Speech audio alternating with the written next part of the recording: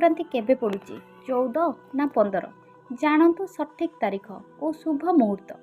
ଜ୍ୟୋତିଷ ଶାସ୍ତ୍ର ଏବଂ ପଞ୍ଚାଙ୍ଗ ଅନୁସାରେ 2026 ମସିହା ଜାନୁଆରୀ 14 ତାରିଖ ରାତି ପ୍ରାୟ 9ଟା ସମୟରେ ସୂର୍ଯ୍ୟଦେବ ମକର ରାଶିରେ ପ୍ରବେଶ କରିବେ। ଯେହେତୁ ସୂର୍ଯ୍ୟଙ୍କର ରାଶି ପରିବର୍ତ୍ତନ 14 ତାରିଖ ରାତିରେ ହେଉଛି, ହିନ୍ଦୁ ଧର୍ମରେ ମକର ସଂକ୍ରାନ୍ତିର ଏକ ସ୍ୱତନ୍ତ୍ର ସ୍ଥାନ ରହିଛି। ଏହି ଦିନ ସୂର୍ଯ୍ୟଦେବ ଧନୁ ରାଶିରୁ ବାହାରି ମକର ରାଶିରେ ପ୍ରବେଶ କରନ୍ତି।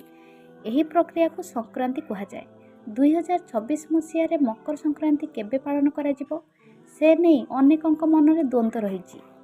ଏବେ ଆସନ୍ତୁ ଜାଣିବା 2026 ମସିହାର ମକର ସଂକ୍ରାନ୍ତିର ସଠିକ୍ ତାରିଖ, ସ୍ନାନ ଓ ଦାନର ଶୁଭ ମୁହୂର୍ତ୍ତ। ଜ୍ୟୋତିଷ ଶାସ୍ତ୍ର ଏବଂ ପଞ୍ଚାଙ୍ଗ ଅନୁସାରେ 2026 ମସିହା ଜାନୁଆରୀ 14 ତାରିଖ ରାତି ପ୍ରାୟ 9ଟା ସମୟରେ ସୂର୍ଯ୍ୟଦେବ ମକର ରାଶିରେ ପ୍ରବେଶ କରିବେ।